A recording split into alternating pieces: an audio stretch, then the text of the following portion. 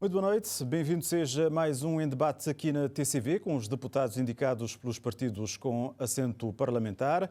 Para hoje propomos tentar perceber a visão do MPD, da UCID e do PAICV sobre a possibilidade da equiparação da idade de reforma em função do género, ou seja, no âmbito da reforma na segurança social, que se prevê para breve, cujos termos de referência foram apresentados ao Governo pelo INPES e que começaram a ser discutidos em sede da concertação social, prevendo aumentar de 60 para 65 anos de idade, a idade para as mulheres se reformarem como os homens.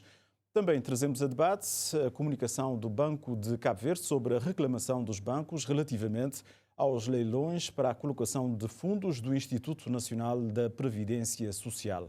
São os nossos convidados, o deputado João do Carmo, em representação do PAICV, a quem cumprimentamos e agradecer uma vez mais por vir ao Em Debate. O deputado Luís Carlos Silva, em representação do MPD, também a quem cumprimentamos e agradecemos por vir mais uma vez ao Em Debate. E também o deputado António Monteiro, em representação da UCID, a quem também nós cumprimentamos e agradecer por vir uma vez mais ao Em Debate. Muito boa noite a todos. Precisamente na véspera do Dia Internacional da Mulher, comecemos pela intenção da equiparação da idade de reforma em função do género. Em traços muito gerais, entre os termos de referência para a reforma da Segurança Social cabo-verdiana, consta o objetivo de igualar a idade da reforma das mulheres com a dos homens de 60 para 65 anos. O Ministro da Família, Inclusão e Desenvolvimento Social, Fernando Elísio Freire, que tutela a Previdência Social, garante que no país há igualdade plena entre homens e mulheres em relação ao acesso às pensões na administração pública, mas que ainda há discrepâncias no regime da segurança social por causa da idade de aposentação.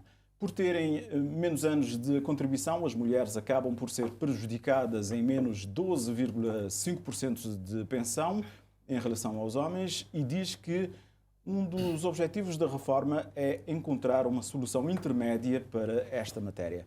Mesmo assim, a medida não agrada aos sindicatos, que pedem cautela ao Executivo. E hoje começamos precisamente pela UCID, deputado António Monteiro. Que perspectiva traz a UCID em relação a esta proposta do Governo?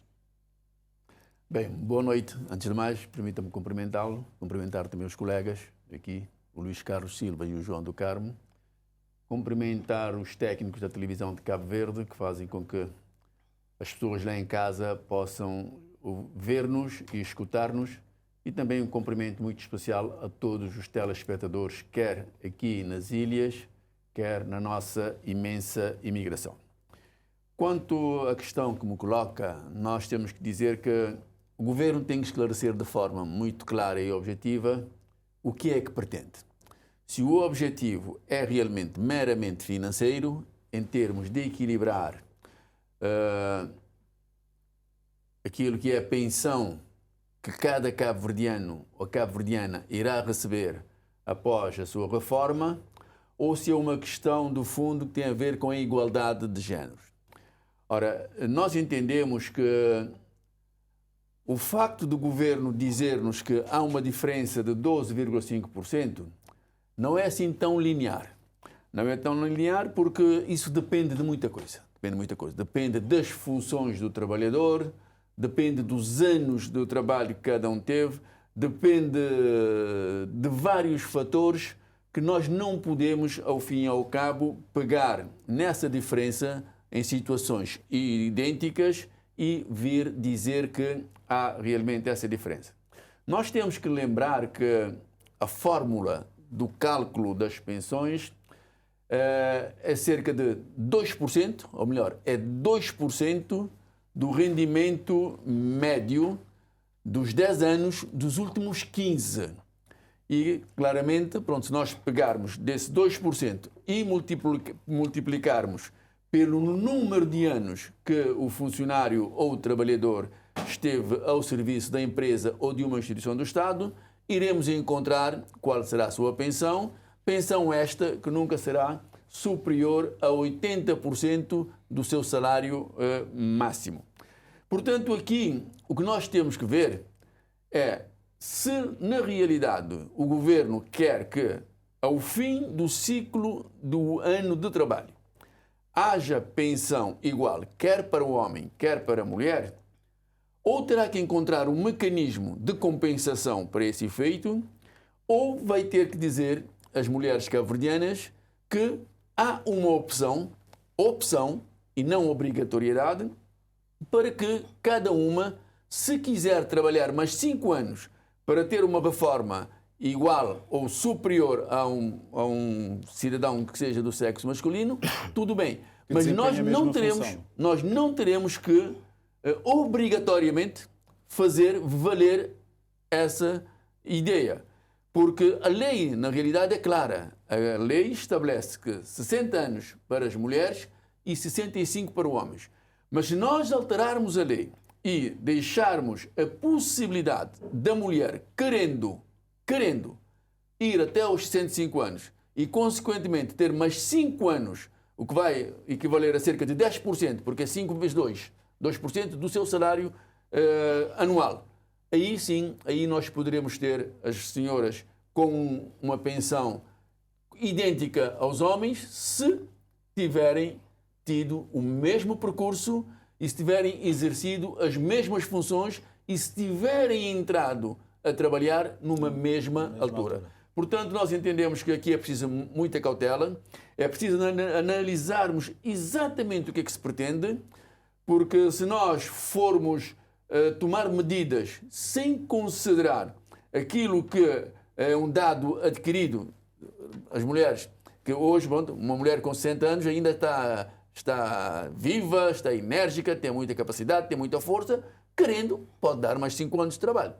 E, portanto, nós vemos esta questão como uma questão que deve ser assumida pelas senhoras, pelas cabo-verdianas, e não uma imposição do governo dizendo que a partir de agora as mulheres irão trabalhar 65 anos. Se houver esta possibilidade de escolha, nós entendemos que sim, deve fazer valer na lei, porque há também pessoas que querem ter uma pensão superior, querem trabalhar mais. Eu conheço um caso que uma senhora quis trabalhar mais. Foi inclusive para o tribunal. Só que o tribunal não a deu razão. Não a deu razão por uma razão simples. Porque a lei diz que é 60 anos. Portanto, abrir um leque, abrir a possibilidade das mulheres poderem ir até 105 querendo, sim, nós achamos que é uma boa via. Agora, imposição é que nós não aceitamos. Muito obrigado, António Monteiro, por esta primeira incursão da parte do PICV. Que leitura, que perspectiva traz para esta proposta? Deputado João de Carlos. Primeiramente, eu gostaria de cumprimentar o Sr. jornalista, cumprimentar os colegas do painel, cumprimentar também os técnicos aqui da televisão de Cabo Verde, um cumprimento especial aos telespectadores da televisão de Cabo Verde. Para dizer que essa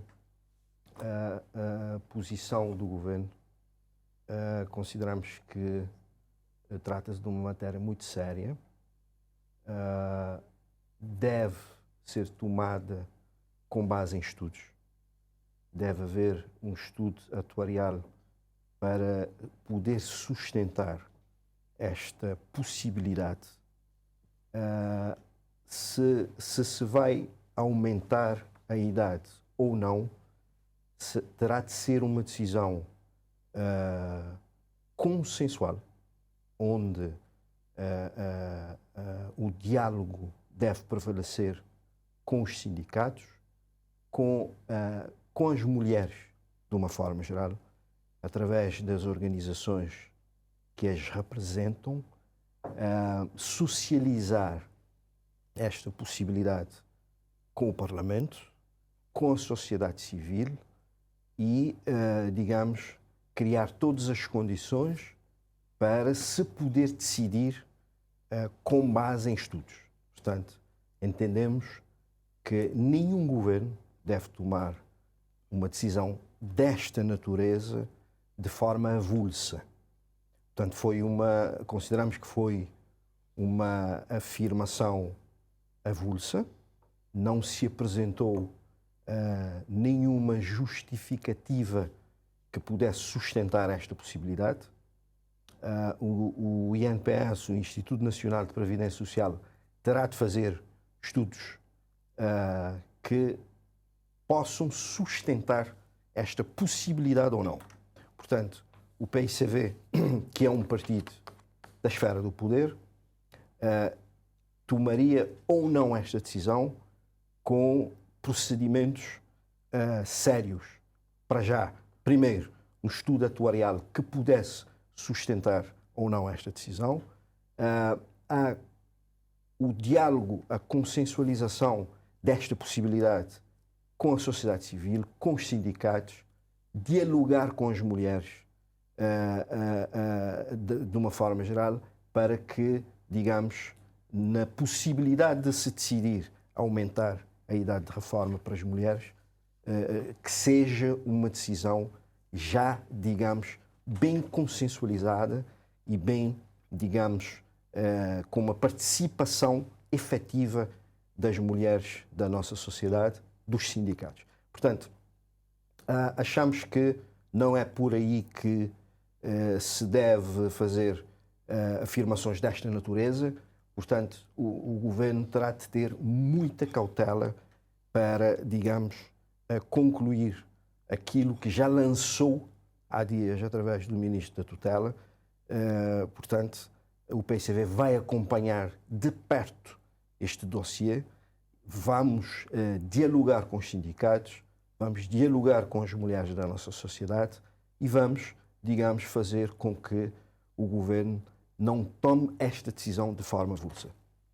Muito obrigado, deputado João do Carmo. Deputado Luís Carlos Silva, da parte do MPD, que reflexões em torno desta proposta, desta ideia, tem em relação a esta ideia de se aumentar? Boa noite. Permita-me, antes de mais, cumprimentar os colegas do painel, António Monteiro e João do Carmo, cumprimentar o senhor jornalista e cumprimentar também todos os técnicos que viabilizam esta transmissão.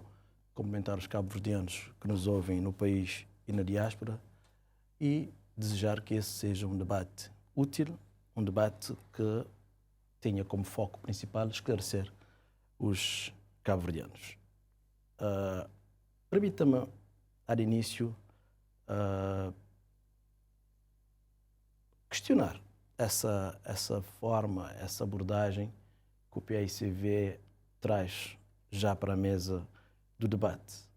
Acusa, ao início, a proposta de ser avulsa, pressupõe que não há estudos, portanto, para o PICV, o governo, perante uma proposta, é imediatamente culpado. O governo não trabalha, o governo não se prepara e o governo não organiza devidamente as propostas. Do nosso lado, nós não temos esse entendimento, não abordamos o problema nessa perspectiva e pensamos que a perspectiva podia ser mais positiva. E penso que um tema como este mereceria uma abordagem menos agressiva.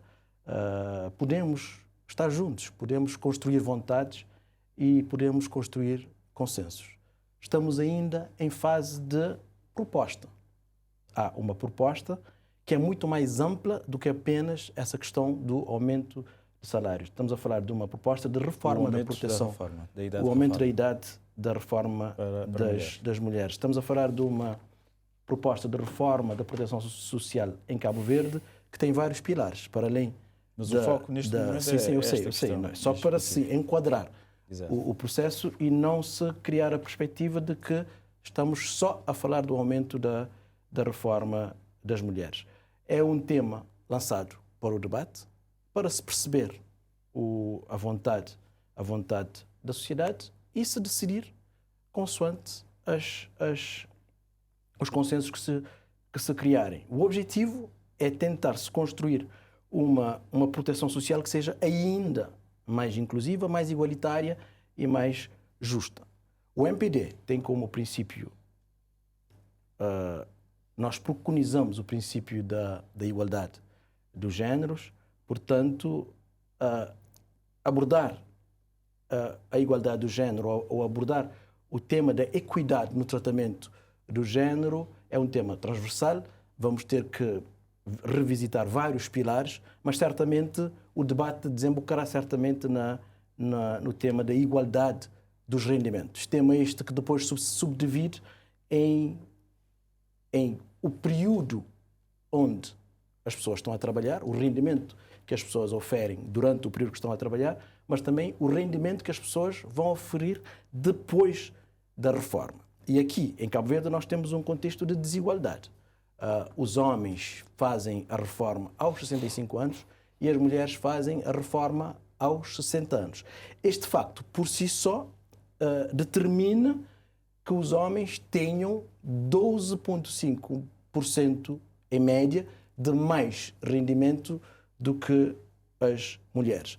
Manter isso como está, na nossa perspectiva, é eternizar da diferença, porque o homem e a mulher, quando vão para a reforma, estarão em patamares diferentes. O homem estará a receber mais rendimento do que a mulher. Nós pensamos que se pode igualar a idade da reforma para tentar corrigir parte do problema. É claro que igualar a idade da reforma não resolve todo o problema. Nós temos ainda vários problemas que determinam a desigualdade no tratamento dos géneros, mas essa questão da reforma é um tema. Manter essa desigualdade, na nossa perspectiva, é eternizar a questão da desigualdade.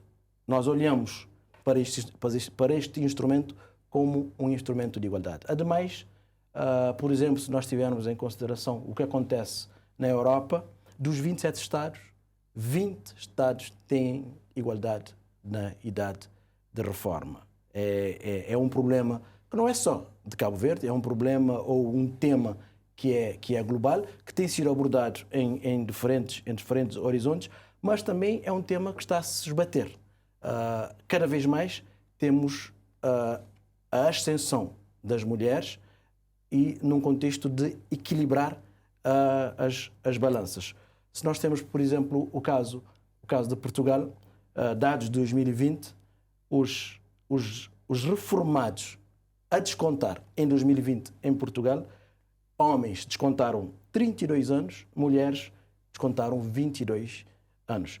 Mas se nós considerarmos as pessoas que estão a entrar agora para a reforma em 2020, dados de Portugal também, nós temos que a quantidade de anos descontados pelos homens passa para 38 e o das mulheres passa para 32. Portanto, a idade dos homens sobe 6 anos e a idade das mulheres aumentou 10 anos. Estamos a falar de um contexto mundial onde há mais esperança média de vida, onde tendencialmente as pessoas trabalham muito mais. Portanto, pensamos que é um debate de salutar, é um debate que nós devemos fazer com total abertura, sempre com o foco na construção de uma sociedade cada vez mais igual. Queria só referir que a questão que trouxe o deputado António Monteiro, que é a questão da obrigatoriedade. Essa mesma proposta introduz a reforma antecipada. Portanto, a partir as pessoas, homens e mulheres nesse caso, já não só as mulheres que quiserem reformar aos 60 anos, poderão fazer. Mas a idade da reforma passará a ser 65 anos. As pessoas que fizerem aos 60 anos, claro que receberão menos de reforma do que os que fizerem os que fizeram aos 65 receberão menos de reforma do que dos que fizerem aos 60. Deputado António Monteiro, nós também ouvimos os sindicatos que vão quase no mesmo sentido. Por exemplo, a Central Sindical, a CCSL, manifesta reserva em relação ao que considera um direito adquirido, que deve ser preservado. Diz ainda que há essa ideia de que não deve ser obrigatório, que também o deputado António Monteiro introduz, a mulher reformar-se aos 60 anos, permitindo a quem quiser continuar a trabalhar além dos 60 anos que o possa fazer, mas propõe também que seja vai mais longe e propõe que seja também baixada a idade, ou então que seja baixada a idade de reforma dos homens para 60 anos. E a UNTCCS já diz que discorda da proposta da equiparação de idade e também fala no meio termo, porque não pôr a idade da reforma nos 63 anos. E questiona também porque não diminuir a idade da reforma dos homens também de 65 para 60. Para se alcançar essa igualdade também, ou equidade de género em relação à reforma. Certo. Bem, eu acho que nós temos que analisar a situação com alguma cautela. O que nós estamos a falar é de uma instituição que tem a responsabilidade, ao longo dos anos, de poder garantir as pensões não só para as pessoas que estão neste momento na reforma, mas para aqueles que virão no futuro também a entrar para essa mesma reforma. E aqui um dado... Peço desculpa estar a interrompê-la. Então, introduz aqui uma outra questão também que tinha aqui, que se não estarão também subjacentes preocupações com a sustentabilidade do sistema da Previdência Social com esse aumento. Não, é aí que está o problema. É por isso que eu disse há bocado, quer dizer, nós temos que ver se a questão é unicamente em termos de igualdade de género ou haverá outras preocupações que levam o governo a pôr em cima da mesa... Porque de 60 para 65? Essa discussão. São 5 anos. Sim, são 5 anos. Mas nós temos que ver que, neste momento, o INPS paga aproximadamente 3 milhões de contos, aos pensionistas. 3 milhões de contos ano. Ora, não é pouco. E nós temos que ver também que a população cabo-verdiana, ao invés de estar a aumentar, como nós tínhamos antes, nós estamos a ter um abaixamento na fecundidade. Portanto, menos nascimentos, e isso vai ter um impacto no futuro a nível da sustentabilidade do INPS, na medida que nós podemos ter menos pessoas a descontar e, consequentemente, termos mais dificuldades em termos de arrecadação de valores para poder assumir a determinada responsabilidade. E o governo, provavelmente, tendo em linha de conta toda essa situação, poderá estar a querer debater esta questão, e eu acho que e faz bem em debater esta questão, porque é uma questão que pode mexer com a sociedade civil cabo-verdiana no seu todo. É bom nós lembrarmos o número de trabalhadores que estão na dependência do INPS, quando nós todos formos para a reforma, e é preciso dar alguma garantia de sustentabilidade do INPS no futuro para garantir aquilo que eu disse há um bocado, a pensão de todos os reformados cabo-verdianos. Mas nós temos que ver que, provavelmente, aumentar, neste caso em concreto, as senhoras, a idade de reforma de 60 para 65, como eu disse há bocado, são 2% do salário anual é que as pessoas irão receber na reforma. Portanto, e o máximo de 80%. Quer dizer, uma pessoa que trabalhou 40 anos, vai ter 80% da sua massa salarial. Portanto, se é essa a questão, nós estamos a ver que uma pessoa, se você trabalhar mais 5 anos, vai ter mais 10%. Ora, e a questão aqui é saber se estes 10% ou os 12,5% que o governo diz que é a diferença, porque, como eu disse há bocado, isso depende de muitos fatores, quando é que a pessoa entrou, porque isso é só em situações idênticas. E em situações iguais, nós teremos esse 12,5%. Mas se nós tivermos alguém, por exemplo, eu entrei para uma empresa e uma senhora entrou na mesma altura que eu, pronto, a senhora conseguiu fazer uma carreira brilhante. Foi diretora disso, diretora daquilo, foi de conselho de administração desta empresa. Mesmo que eu reforme com 65 anos, ela vai ter uma pensão muito superior a mim. Mas muito superior a mim. Porque vai contar é os 10 melhores salários dos últimos 15 anos. E se ela tiver os 10 melhores salários dos últimos 15 anos, o dobro ou o triplo do meu salário, mesmo que ela trabalhe até 55 anos ou que trabalhe até 60, vai ter uma pensão superior. Portanto, eu penso que nós estamos a abordar a questão de uma forma ainda não muito profunda. Nós temos que esmiuçar tudo e ver realmente... É um debate que vem à tona agora. Sim, não é? tem que vir à tona e tem que ser feita de forma tranquila. Tem que ser feita de forma tranquila, mas nunca em termos de obrigatoriedade para as mulheres. Porque os homens, provavelmente, em função do seu salário, poderão querer trabalhar até os 70 anos, ou até os 67 ou até 68. Por que também não abrir essa possibilidade? Por que não abrir essa possibilidade? Porque se eu, por exemplo, trabalho todos os dias, tenho família para sustentar, e se eu chegar à conclusão que o meu rendimento enquanto reformado é manifestamente inferior aos meus compromissos, eu vou querer trabalhar mais. Se não for lá onde eu estiver, eu vou ter que procurar um outro trabalho extra para poder garantir o rendimento e, consequentemente, poder sustentar a família. Portanto, nós temos que ter aqui alguma cautela.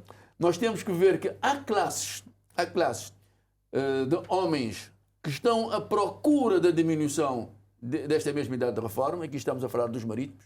Os marítimos querem a diminuição da reforma porque sentem-se com 65 anos dificilmente poderão subir num mastro, dificilmente poderão subir num contentor e, em caso de alguma fatalidade, a agilidade já não é a mesma e, portanto, querem reformar com 60 anos.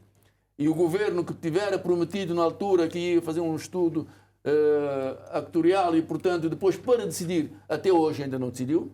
E nós estamos agora, através do governo, a colocar em cima da mesa essa possibilidade de se aumentar a idade de reforma das mulheres. Nós voltamos a dizer, é bom que se faça esse debate, não da forma obrigatória a fazer com que as mulheres possam trabalhar até 65 anos, mas deixar ao critério de cada um se quer reformar com 50, ou 55, ou com 60, ou com 65 e, consequentemente, em função do número de anos que trabalhou, tendo em conta a fórmula de cálculo da pensão, assim irá receber a sua pensão no fim do mês. Deputado João Doutor, essas ideias levantadas pelos sindicatos e também esta questão da sustentabilidade do sistema. Certo. Para já eu gostaria de colocar aqui dois aspectos que os meus colegas já fizeram referência. O representante do MPD afirma, provavelmente implicitamente, o sistema do MPD já deve ter essa decisão tomada. Ele afirmou que a idade vai passar de 60 para os 65. Ele não se apercebeu, mas afirmou que a idade de reforma das mulheres passará de 60 para 65. Isso, para nós, é muito preocupante, porque prevê-se que o governo está com esta tendência. Claramente, nós consideramos que a questão do género não pode, por si só, ser a razão desta decisão. Não faz sentido. Não faz sentido. Nós gostaríamos de dizer que, apesar da nossa sociedade já ter tido uma evolução grande na matéria de género, mas ainda precisamos ir muito além neste setor. Ou seja, é preciso dizer que, na realidade, ainda a mulher vai para o trabalho, tem a preocupação de, quando chegar em casa, ter um conjunto de afazeres domésticos. Portanto, ainda é um facto que a mulher tem uma sobrecarga nos trabalhos domésticos. Por mais, como já disse, por mais que já tenhamos uma evolução grande na matéria de género, mas ainda a nossa realidade nos mostra claramente que a mulher em Cabo Verde tem uma sobrecarga de trabalhos domésticos. Consideramos que esta questão de igualdade de género nesta matéria não poderá ser, por si só, a razão desta intenção do governo. Não poderá ser. O PICV qual será? O PICV entende que, a ter de tomar esta decisão terá de ser tomada baseando em estudos que sustentam esta decisão. Portanto, primeiramente, terá de haver um estudo atuarial. Eu gostaria de dizer ao representante do MPD que nós não deduzimos. É uma realidade. O governo afirmou, mas não apresentou nenhum estudo. Portanto, nós entendemos que para se tomar essa decisão ou não, terá de haver um estudo atuarial que suporte esta decisão. Depois, terá de haver necessariamente uma ampla consensualização com a sociedade civil, com as classes que representam as mulheres. Terá de haver um amplo debate no Parlamento para que todos estejamos no mesmo nível nesta matéria de informações para saber se o nosso sistema, se a sustentabilidade do sistema está em causa ou não. A partir daí, estaremos em condições de dizer que é uma boa decisão ou não.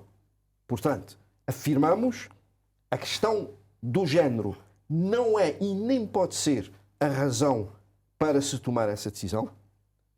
Ficamos preocupados com a afirmação do representante do MPD de que a idade de reforma das mulheres vai aumentar de 60 para os 65.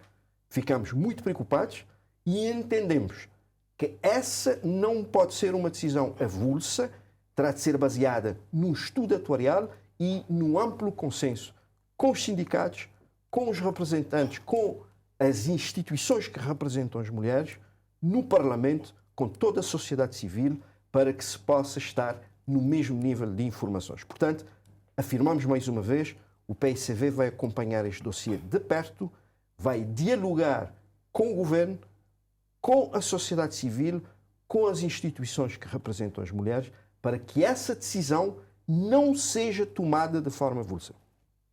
Luís Carlos Silva, já há uma decisão ou ainda não? Não, queria só dizer ao Sr. Deputado para não há aqui motivos para ele ficar preocupado, porque nós estamos ainda no âmbito de uma proposta.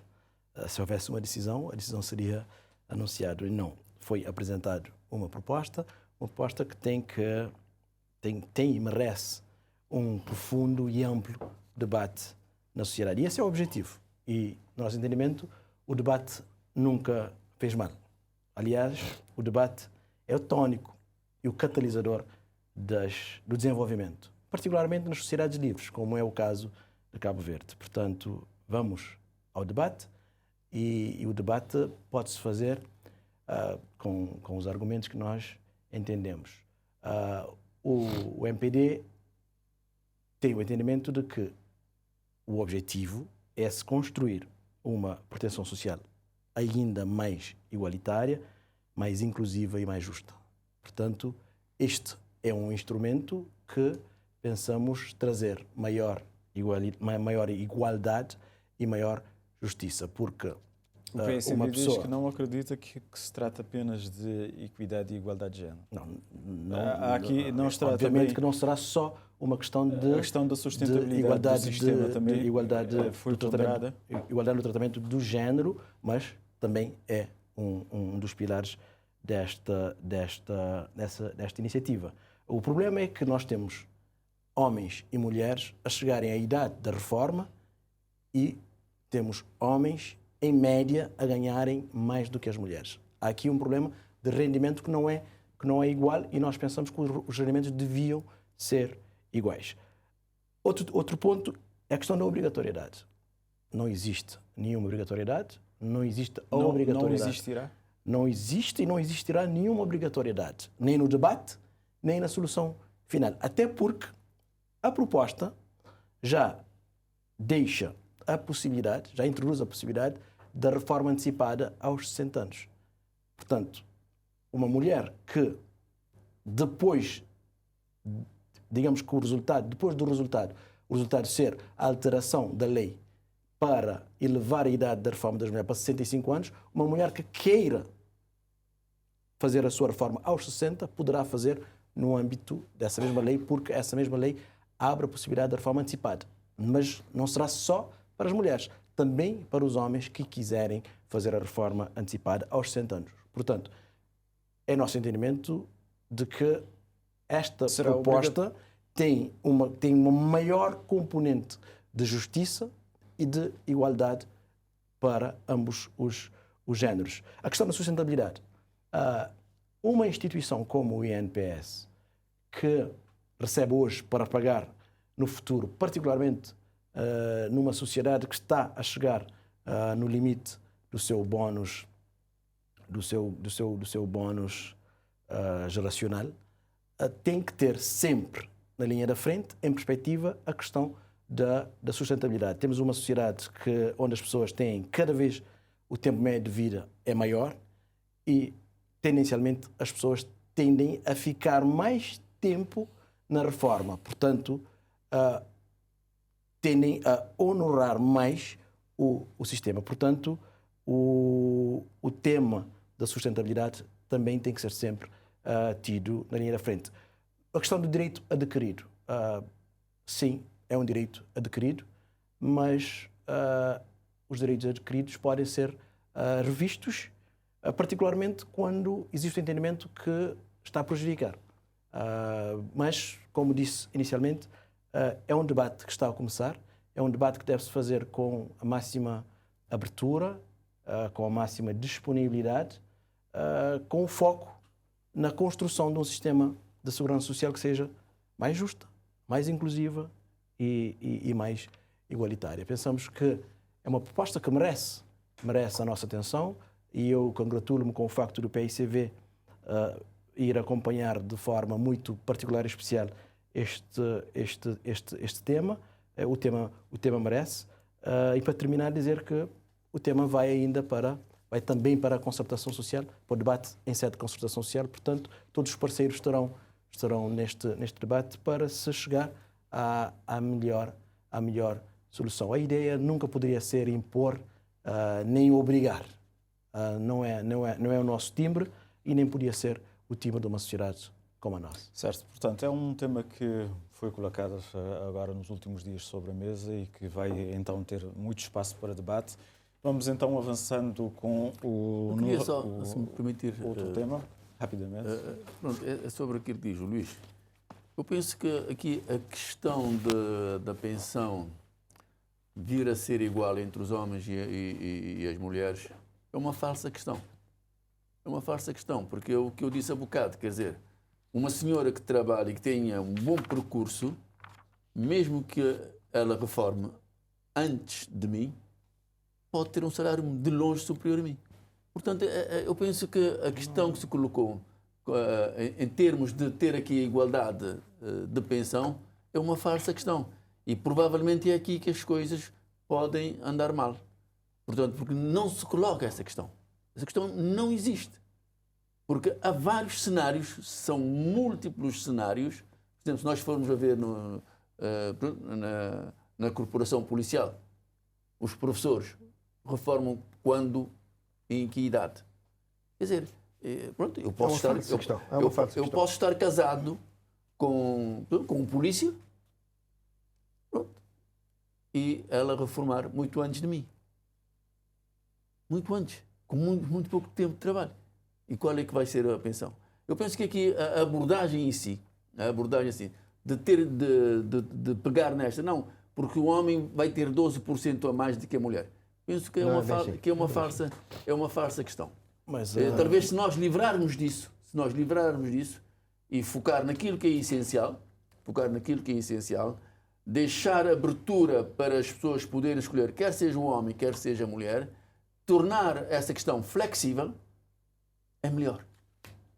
É melhor, porque dificilmente nós iremos ter a mesma pensão. Rapidamente, sim, para dizer que repito sempre, porque é uma decisão que terá de ser tomada baseada no estudo. Se o estudo disser que está em causa a sustentabilidade do sistema, temos de refletir, temos de debater essa possibilidade de aumento de idade. Se o estudo disser que a sustentabilidade do sistema não está em causa, poderemos aí incluir a possibilidade da redução da idade da reforma do homem, neste caso. Portanto, ou seja, não pode ser uma decisão tomada de forma avulsa. Terá de haver estudos e o estudo é que irá sustentar esta possibilidade de aumento ou não da idade de reforma. Mas só para seguir na linha do pensamento do deputado António Monteiro, quando nós dizemos que o homem e a mulher, em média, o homem recebe 12% mais, são realidades similares.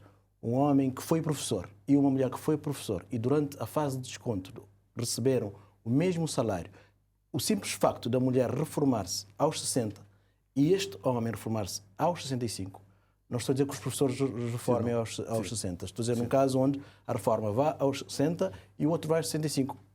Estas duas pessoas, este homem e esta mulher, vão receber este diferencial, porque o homem descontou mais 5 anos do que esta mulher. Portanto, no resto da vida que eles tiverem, depois da reforma, haverá uma diferença no rendimento entre esse homem e entre essa mulher. É claro que aumentar a idade da reforma ou igualar a idade da reforma, coloquemos as coisas assim, igualar a idade da reforma não resolve todo o problema de desigualdade no tratamento dos géneros, porque, em média, também, pelo mesmo trabalho, existem vários homens que ganham mais do que a mulher que praticou esse mesmo trabalho. Mas é um trabalho profundo, é um trabalho sério que temos que fazer para tentarmos conseguir projetar uma sociedade mais igual na fase de trabalho, na fase de desconto, mas também na fase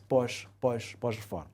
Certo. Vamos então abrir espaço para um outro tema. O Banco de Cabo Verde emitiu um comunicado no dia 1 em relação à reclamação dos bancos relativamente aos leilões para a colocação de fundos do Instituto Nacional da Previdência Social, uma reclamação subscrita no dia 12 de dezembro de 2023 pela maioria dos bancos participantes do leilão promovido a 8 de dezembro do mesmo ano, portanto do ano passado, pelo Instituto Nacional da Previdência Social, INPS, através da qual os reclamantes alegaram falta de transparência do processo, nomeadamente no concernente à falta de comunicação aos concorrentes do regulamento do concurso, do racional para a escolha dos rácios elegidos e da sua ponderação, bem como preocupações dos riscos para o sistema financeiro devido à natureza de depositante sistémico do INPS, caso os leilões não decorressem de modo transparente.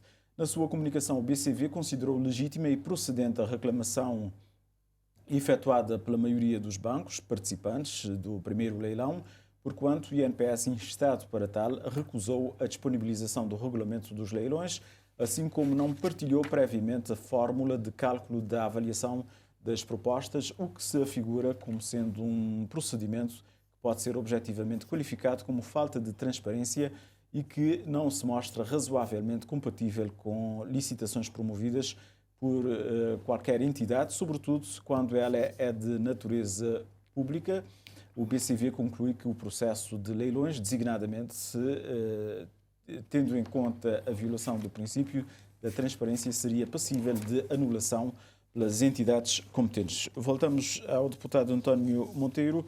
Ontem ouvíamos a Ministra dos Assuntos Parlamentares, na sequência da declaração política do PAICV, a dizer que temos que ter a maturidade para tirar as lições e as ilações deste comunicado, adotar as medidas que se impõem para melhor garantir aquilo que são os investimentos do INPS, para garantir o funcionamento do sistema financeiro do país e, do lado do CID, que ilações tira de todo este imbróglio em que o INPS acabou por se ver metida?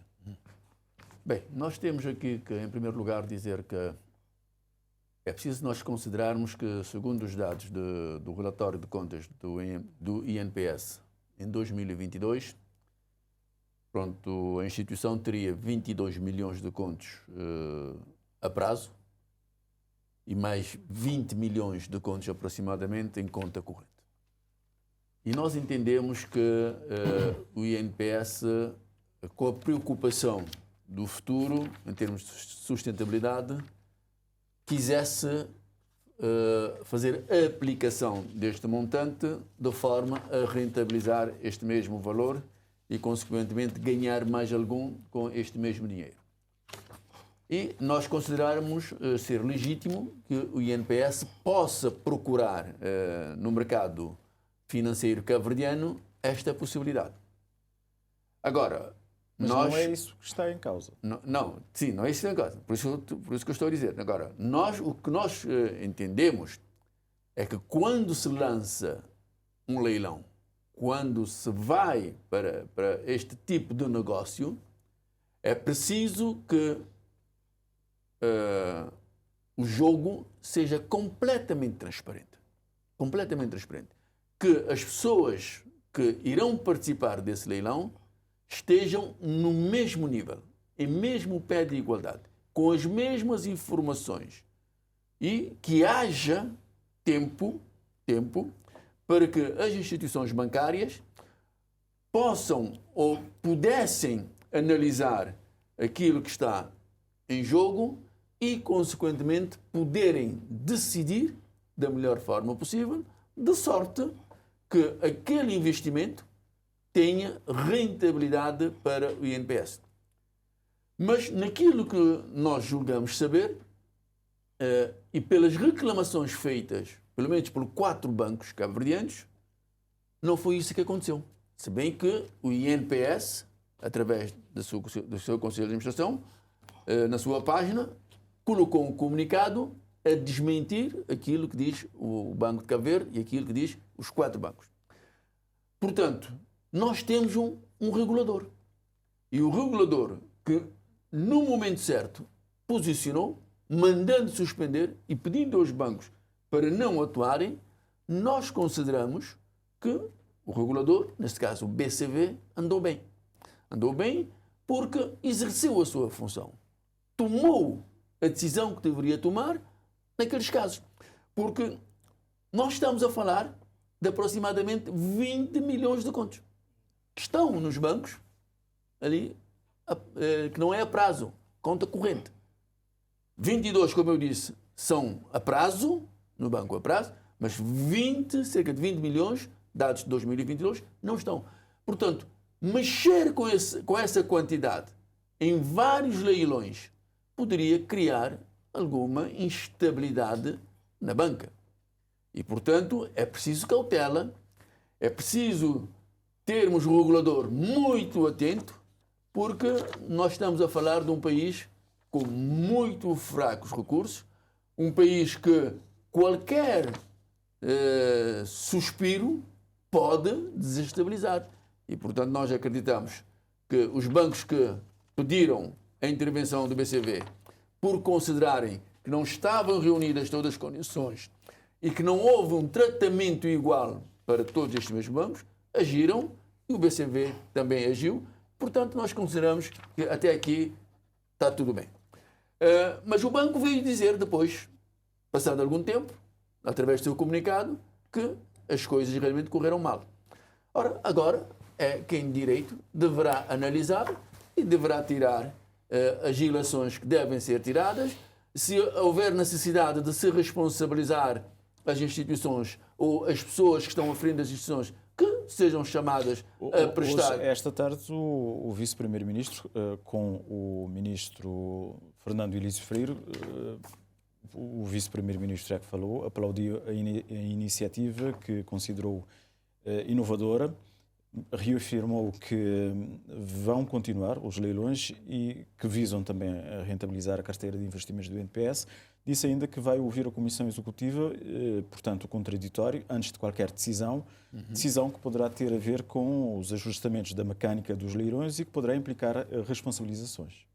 Sim, pronto. O vice-primeiro-ministro pode dizer aquilo que achar que deve dizer, né? Ele tem esse direito e nós, pronto, em função daquilo que for feito, iremos depois tomar uma posição. Agora, o que nós não concordamos é que aquilo que ele tinha dito antes, que era sentar à mesma mesa, a banca, o regulador BCV e o INPS. Quer dizer, isso não se faz. Isso não se faz.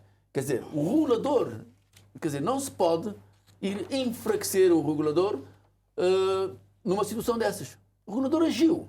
Agiu com base na lei, agiu com base nos requisitos prudenciais, os macro e os micro. Portanto, agiu e salvaguardou a estabilidade da banca no país. E isso é que deve ser sempre levado em linha de conta para evitarmos outras situações. Que os leilões possam vir a continuar, encantado da vida. Mas nós temos que ver que há aqui um aspecto que o INPS tem um ativo de 111 milhões de contos. 111 milhões de contos. Destes, 33 milhões de contos estão no Tesouro. 33 milhões estão no Tesouro. Portanto, é preciso alguma cautela, porque o dinheiro vai deixar falta também à nossa economia. E quanto mais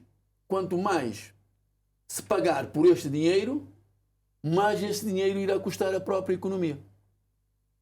Nós temos que ter essa cautela. Porque se nós formos com muita sede ao pote, vamos encarecer demasiadamente o dinheiro. Esse dinheiro, depois que vai ser colocado a girar na economia real, poderá ser mais cara. E os juros, que é o custo do dinheiro, poderá aumentar consideravelmente. E isto poderá fazer a economia cair. É preciso muita cautela. As pessoas têm que ter aqui alguma razoabilidade. Nós entendemos que é preciso rentabilizar os recursos do INPS, encantado da vida, mas também temos que ter cautela. Temos uma economia real que precisa ser devidamente pensada e salvaguardada. João do Carmo, ontem na sua declaração política, o PICV sublinhou que esperava uma auditoria, mas obteve um comunicado e acusou o BCV de ter sido ultrapassado nesta questão dos leilões e de ter uma atitude repressiva e de parcialidade, além de acusar o vice-primeiro-ministro de tentar contra a autonomia e independência do Banco Central e de grosseira ingerência na gestão do INPS, que também esta tarde o vice-primeiro-ministro veio esclarecer. E com este comunicado, reflexões continua o PICV depois do debate havido ainda ontem no Parlamento? Bom, estamos perante uma matéria extremamente importante neste momento e é fundamental que a população lá em casa seja esclarecida,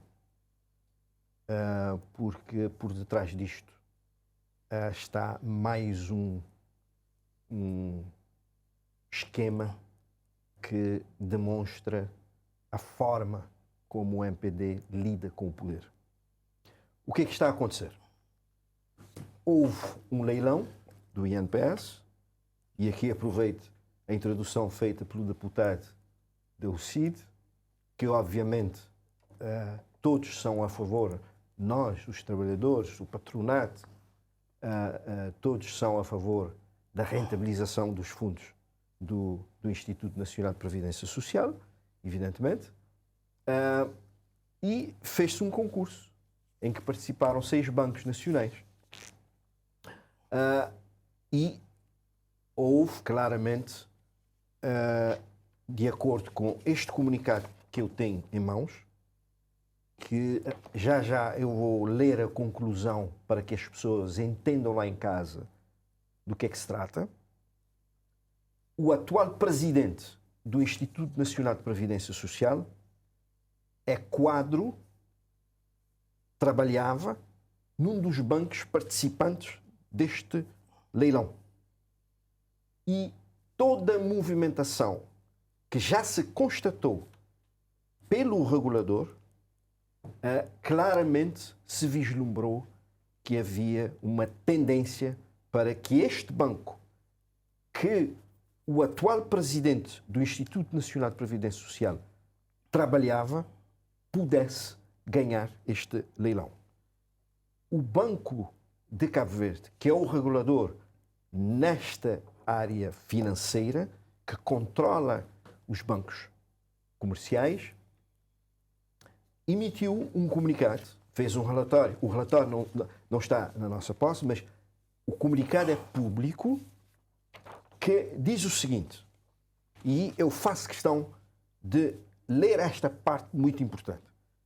Da análise efetuada, o BCV considera legítima e procedente a reclamação efetuada pela maioria dos bancos participantes no primeiro leilão, porquanto o INPS, instado para tal, recusou a disponibilização do regulamento dos leilões, assim como não partilhou previamente a fórmula de cálculo da avaliação das propostas, o que se afigura como sendo um procedimento que pode ser objetivamente qualificado como falta de transparência e que não se mostra razoavelmente compatível com licitações promovidas por qualquer entidade, sobretudo quando ela é de natureza pública.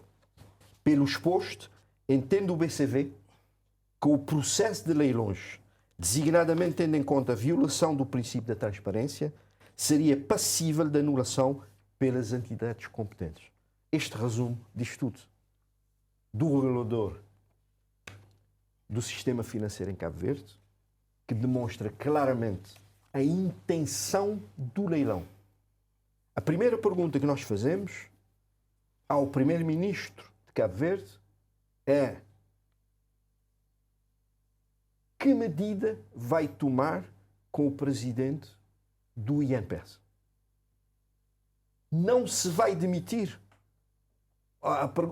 Eu vou reformular a pergunta. Ainda não demitiu o presidente do Instituto Nacional da Previdência Social? Porque não é possível, num país sério, num país com um governo sério, termos situações desta natureza. Este governo do MPD, quando fala de investimento direto estrangeiro, entende-se investimento direto estrangeiro quando o governo vai à procura de um parceiro que vem trazer recursos para o país. E este governo do MPD tem trazido investidores externos que vêm utilizar o dinheiro de todos nós. É legítimo que qualquer banco offshore queira também entrar no setor comercial. É legítimo. Agora, perguntamos, é legítimo entrar no setor comercial, ser um banco comercial em Cabo Verde, com o dinheiro dos cabo-verdianos? É legítimo que se utilize ou que se tente utilizar o dinheiro dos trabalhadores cabo-verdianos para concorrer futuramente para a compra de um dos bancos comerciais deste país? Portanto, os cabo-verdianos não podem permitir que isto venha a acontecer. O PICV está atento, como dissemos ontem no Parlamento, nós vamos sim antecipar vários casos que sabemos que fazem parte da estratégia deste governo para se apoderar daquilo que o povo cabo-verdiano construiu com muito suor. Este governo do MPD não pode vir tentar apoderar-se do património de todos os cabo-verdianos. Portanto, é uma tentativa, este caso em concreto, é uma tentativa grave. E vamos continuar atentos também com este dossiê, porque não acreditamos que esta matéria vai continuar a ter este tratamento dado pelo governo. O vice-primeiro-ministro e ministro das Finanças está a cometer um conjunto de irregularidades quando, mais uma vez, disse que vai reunir o regulador, que tem toda a independência nesta matéria, vai reunir o regulador, o INPS, para se decidir. O vice-primeiro-ministro não pode agir desta forma. Para concluir. Cabo Verde não depende do vice-primeiro-ministro e do primeiro-ministro. Somos 500 mil, quase 500 mil habitantes aqui em Cabo Verde. Temos muito mais gente lá fora. Não podemos estar na mão do Ulisses Correia e Silva e do vice-primeiro-ministro Olavo Correia. Luís Carlos Silva, com aquilo que já ouviu o que dizer, temos também este claro comunicado do Banco Central, que é categórico ao dizer que o procedimento pode ser objetivamente qualificado como falta de transparência.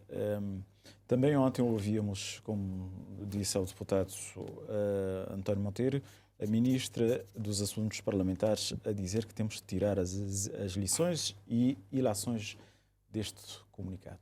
Nós temos que dizer que Cabo Verde não está na mão de Ulisses Correia Silva ou de Olavo Correia. Cabo Verde está na mão dos cabo-verdianos. E Ulisses Correia Silva e Olavo Correia têm um mandato democrático para gerirem este país. Quem não gosta de mandatos democráticos é porque querem outra coisa que não esse Cabo Verde democrático. Mas o PSCV tem sempre esse timbre. Chega de pedra na mão e vai sempre com muita sede ao pote, com laivos de preconceito e sem medir as palavras e sem medir as ações. Ataca as instituições, ataca o Banco Central e ataca a banca privada. E a banca privada não merece isso. Qualquer banco que funcione no nosso mercado é um banco que está legalmente autorizado a funcionar, é um banco que cumpre todos os requisitos legais para estar no mercado cabo-verdiano. E mais, o MPD, ele disse que a forma como o MPD lida com o poder. O MPD lida com o poder com criatividade, com conhecimento e com competência. E é graças a esta criatividade, a este conhecimento e a esta competência que se construiu o mercado financeiro cabo-verdiano, construído pelo MPD. Foi o MPD que liberalizou o mercado, que abriu o mercado, que separou a banca pública da banca privada, que introduziu o regulador. Foi o MPD que construiu esta arquitetura. O MPD fez mais, estabilizou este mercado financeiro com a nossa ancoragem ao euro. Mas fizemos ainda mais. Foi o MPD que tirou o Cabo Verde da lista cinzenta, colocada pelo PICV, com as offshores que existiam no tempo do PICV. O MPD acabou com as offshores. Já não existem offshores em Cabo Verde. Existem bancos devidamente formalizados a funcionarem dentro do quadro legal cabo-verdiano e que são fiscalizados pelo regulador. A origem do PCA não é um crime. O PCA pode vir de qualquer instituição. Nós todos temos um passado. E os cargos onde os passados determinam se uma pessoa pode ou não ir para esse cargo estão previstos na lei. E os cargos onde é necessário se fazer um nojo antes de aceder a esses cargos estão definidos na lei. Não é o caso do PCA, do INPS. Portanto, é mais uma pedra atirada pelo PICV, mas uma pedra que cai no vazio. Nós temos a dizer sobre esse processo que, efetivamente, o INPS, pela sua dimensão, e é uma grande dimensão, o INPS tem 119 mil segurados, tem 280 mil beneficiários, 55% da população de Cabo Verde. O INPS tem 7,5 milhões de contos de despesas, 3,2 milhões de contos em pensões e 3,6 em prestações de doenças e maternidade. O INPS tem, sim, como disse o colega António Monteiro, cerca de 41 milhões de contos em depósito. Destes, 54 está a prazo e 46 está à ordem. O INPS, pela sua responsabilidade como instituição que tem obrigações futuras, penso ser legítimo que o INPS tente procurar maximizar os seus ativos. Mas também temos que ter presentes que, pela sua dimensão e pelo impacto que pode ter no sistema financeiro nacional, o INPS também deve agir com prudência. É dentro desse equilíbrio frágil que o INPS está a navegar. E, se por um lado existe o foco na rentabilidade dos capitais do INPS, também pensamos que deve existir o foco na sustentabilidade do sistema financeiro cabo-verdiano. A medida pelos leilões é uma medida inovadora, uma boa medida, uma excelente medida, eu diria, uma medida ousada, criativa, que visa aumentar a rentabilidade dos capitais do INPS para aumentar a sustentabilidade do INPS e garantir um futuro mais seguro ao INPS e aos nossos segurados. E o instrumento utilizado, leilões, parece-me, ou pareceu-nos, que é um bom instrumento, um instrumento que garante... Não é isso que está em causa. Sim, vou lá chegar, mas estou só a fazer um enquadramento. Um instrumento que garante transparência, que garante igualdade de oportunidade aos bancos e um instrumento que garante concorrência aos diferentes bancos no acesso aos recursos do INPS. Ao contrário de outros tempos, onde o INPS decidia como quisesse, provavelmente em decisões políticas, onde colocar os seus recursos. Mas o INPS tinha e tem a obrigação de construir processos que não sejam atacáveis. E neste caso, o INPS permitiu espaço para que o processo fosse atacado. E tenho o entendimento de que o processo podia ser melhor desenhado, o processo podia ser melhor ponderado e o processo podia ser melhor gerido. Mas não podemos deixar de notar que o sistema funcionou. As instituições funcionaram. O INPS teve uma iniciativa, na nossa perspectiva, legítima. Os bancos não estiveram de acordo, reclamaram. O BCV posicionou-se e aqui há uma pequena imprecisão, não foi o BCV que mandou suspender. O governo é que mandou suspender. Até porque o BCV não tutela o INPS. O INPS. Quem tutela o INPS é o governo e o governo mandou suspender para se analisar. Não, o BCV aconselhou os bancos a não. O BCV aconselhou os bancos. Sim. O BCV tutela, tem a tutela do mercado, sobre o mercado financeiro. O BCV aconselhou os bancos a não participar. A não participar. E o governo, perante esse quadro de contestação, esse quadro de suspeição, mandou suspender. Mandou suspender para reanálise. E temos um processo que está ainda em andamento. Em andamento e há um roteiro definido pelo governo. O governo pediu ao BCV um parecer. O BCV entregou o parecer ao governo. Do parecer surge o comunicado que o BCV faz. O governo já pediu ao INPS o contraditório, porque nós entendemos que o INPS também tem o direito de explicar as razões do modelo adotado.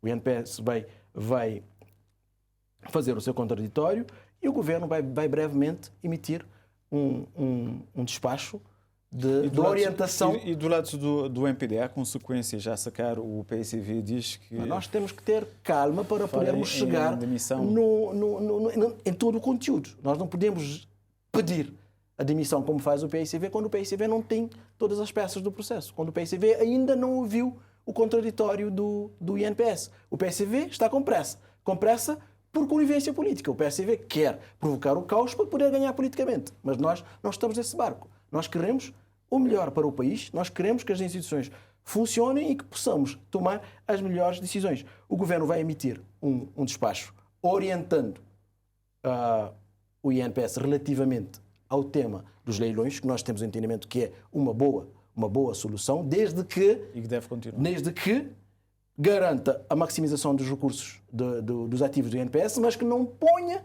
em risco a sustentabilidade do sistema financeiro, que uma ação do INPS, tendo em conta o seu carácter de depositário sistémico, pode provocar. Portanto, nós temos que garantir esse equilíbrio. E, eventualmente, em havendo consequências a sacar, só poderemos lá chegar depois de ouvirmos o contraditório do INPS. E nós queremos deixar aqui claro, a medida dos leilões parece-nos uma boa medida, uma medida que induz transparência, igualdade de oportunidade e concorrência no setor. É legítimo que o INPS, tendo em conta as suas responsabilidades, procure maximizar os seus ativos, mas o INPS não pode pôr em perigo o sistema financeiro cabo-verdiano. António Monteiro, e nós já estamos praticamente, já só nos faltam cerca de 10 minutos de programa. O que mais esperar nos próximos tempos em relação a esta matéria? Não, o que nós gostaríamos de ver é que todo este processo tem que ser o mais transparente possível. A ideia é boa? E aqui a ideia é boa, a ideia é boa. Agora, nós temos também aquilo que eu disse há bocado. Nós temos que ver que este dinheiro do INPS, dos contribuintes para o INPS, também ajuda a economia real. Para não cairmos na tentação de querer demasiadamente rentabilizar este valor e ter um impacto negativo na economia real do dia a dia. Né? Porque se um banco que apresenta no leilão, por exemplo, 4% ou 5% taxa de juros, vai ter que ir buscar esse valor a quem depois emprestar esse dinheiro. E é a economia real. São os empresários, são os jovens que vão querer construir. Quer dizer, a economia real vai depois, evidentemente. E é preciso ter cautela, porque o negócio fundamental de um sistema de previdência social é a garantia permanente de ter uma economia viva, capaz de empregar muita gente e, consequentemente, ter muitos contribuintes. Porque se focar só na lógica financeira, bancária, corremos o risco de ganhar muito deste lado, mas atrofiar do outro, e quando formos a fazer o balanço, o sistema acabou por perder. É preciso esta cautela. Mas eu queria chamar a atenção, é aquilo que aconteceu ontem aí no Parlamento. O relatório. Eu penso que o MPD ali deveria ter votado favoravelmente a entrega daquele documento. Porque, independentemente do documento, para alguns ser considerado sigiloso, mas são os deputados que pediram o documento. Os deputados têm que saber lidar com este documento. Porque, para se poder ter a transparência total, se não há nada a esconder, vamos colocar em cima da mesa este relatório. Eu vou analisar, o Jefferson vai analisar, o Luís vai analisar, a Maria ou a Joana lá em Monte Sossego ou em Fonte Francês vão analisar. Portanto, isto é que se quer. Agora, quando se retrai um pouco, fica sempre no ar alguma dúvida. Porquê é que não se dá? Qual é a razão? O que é que existe aí? Portanto, nós vamos esperar que ainda haverá possibilidades do MPD poder permitir que este relatório esteja na mão dos deputados para poder analisar e, consequentemente, tirar cada um a sua ilação com base neste mesmo relatório. João do Carmo. Temos de dizer sobre esta matéria que o Banco de Cabo Verde agiu bem. O Banco de Cabo Verde é a instituição reguladora do mercado financeiro em Cabo Verde. Hoje, 7 de março, o Instituto Nacional de Previdência Social emitiu uma nota dando, digamos, o seu ponto de vista com relação a esta matéria, uma nota de 18 pontos, em que, resumidamente, põe em causa o comunicado do BCV. Reafirma que, no ponto 16, que o processo foi completamente transparente e que cumpriu rigorosamente aquilo que tinha de cumprir, colocando em causa a reguladora do mercado financeiro em Cabo Verde. Portanto, estamos perante algo muito grave. O INPS, portanto, este comunicado do Banco de Cabo Verde deixou claro também que foi uma decisão do Presidente e da Comissão Executiva. Claramente vê-se que o Presidente tem o apoio do Vice-Primeiro-Ministro e Ministro das Finanças. Está a fincar os pés no chão, porque tem costa larga, tem o apoio do Ministro das Finanças, vai contra a instituição que regula o mercado financeiro em Cabo Verde. Portanto, estamos perante algo muito grave. É preciso que os cabo-verdianos se atentam a isto. É preciso que os cabo-verdianos tenham noção daquilo que pode acontecer com o mercado financeiro. É preciso que os cabo-verdianos tenham em atenção a forma como o MPD lida com o poder. Todos nós vamos ficar atentos para que o MPD não derrube as instituições montadas por todos os cabo-verdianos. Não vamos permitir que o MPD e o seu grupo se apoderem do património de todos os cabo-verdianos. Pedimos a todos os cabo-verdianos que fiquemos atentos. O PICV garante que vai fazer o seu trabalho para não permitir que o MPD venda este país. Portanto, esta matéria em concreto é um exemplo daquilo que pensavam fazer, as coisas não correram bem e insistem em fazer. Não vamos permitir. Contamos com o apoio de todos os cabo-verdianos. Muito obrigado. Luís Carlos Silva, para concluirmos. Sim, para concluir, o PICV quer semear a tempestade para poder colher resultados. Mas nós não vamos entrar nesse jogo. Pensamos que este é um debate muito sério e devemos o fazer com a seriedade que o momento exige. E voltamos a dizer, o MPD, a forma como o MPD lida com o poder, o MPD corrige os males que o PICV faz. O PICV tinha o país, o sistema financeiro do país, na lista cinzenta e hoje está na lista verde, graças ao MPD que retirou o país da lista cinzenta. Mas este processo é, como bem disse a senhora Ministra, é tudo novo. É novo para os bancos, é novo para o INPS, é novo para o BCV e também é novo para o Governo. Portanto, estamos a fazer um percurso, uma caminhada. Nós entendemos que o instrumento leilões é um bom instrumento, o processo não correu muito bem, deve ser corrigido para nós conseguirmos tirar o processo. O segundo leilão não correu muito bem e nós devemos corrigir este processo para conseguirmos ter o melhor resultado da aplicação dos recursos do INPS, sem, no entanto, pôr em causa a sustentabilidade do sistema financeiro cabo-verdiano. Há aqui algumas imprecisões.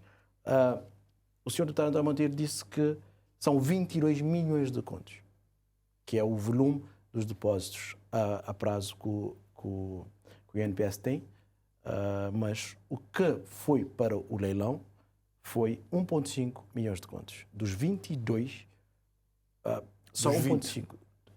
Dos 22 é a prazo. 20. Sim, são os 18 milhões, 18,6 milhões que estão à ordem. Desses, 1,5 milhões é que foram para os leilões. Numa primeira fase, 500 mil contos. Numa segunda fase, 1 milhão de contos. Portanto, não é a totalidade do valor que foi para o leilão. Diz-se aqui que o facto de o vice-primeiro-ministro Olavo Correia ter anunciado que quer sentar à mesa os diferentes players desse processo, que é uma tentativa de condicionar o BCV. O PICV diz isso, mas eu acho que o PICV não conhece, não estudou muito bem a lei orgânica do Banco Central. Porque o Banco Central, para além de ter as funções de fiscalização e de regulação do mercado financeiro, no artigo 17 dessa lei orgânica, no ponto 5, diz que o Banco de Cabo Verde é conselheiro do Governo. Portanto, nesta função de conselheiro do Governo... É diferente. o banco pode sim sentar Tudo, com mas o aqui é Ministro das diferente. Finanças para aconselhar É diferente. o governo no melhor caminho a seguir.